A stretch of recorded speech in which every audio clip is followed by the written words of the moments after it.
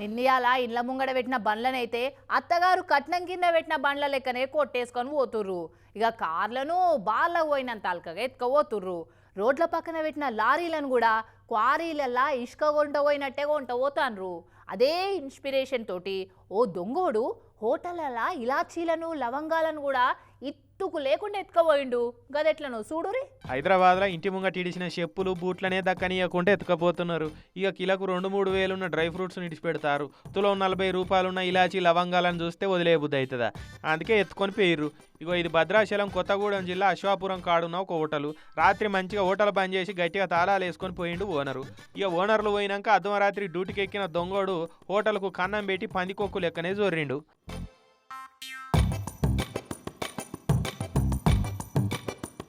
CC కెమెరాలలో నా performance మొత్తం చూస్తే వైరల్ అయిపోయి నేను పోలీస్ స్టేషన్లలో బాగా ఫేమస్ అయిపోతా.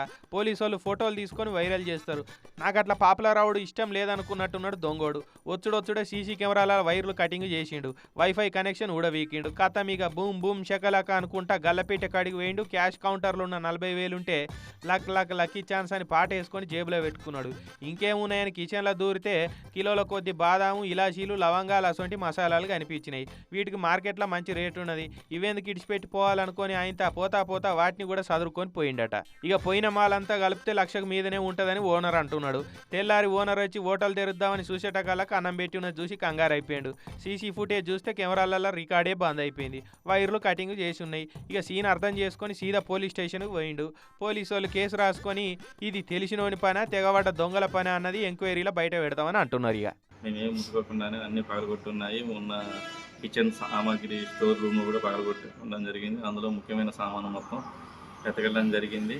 ఈ సీసీ కెమెరాలను పరిశీలిస్తే అక్కడ సీసీ కెమెరాలు రాకుండా ఫుటేజ్ వైర్ కట్ చేశారు. మళ్ళీ అందులో నుంచి కౌంటర్ దగ్గరికి వచ్చారు. కౌంటర్లో ఒక 40,000 నగదు ఉంటుంది.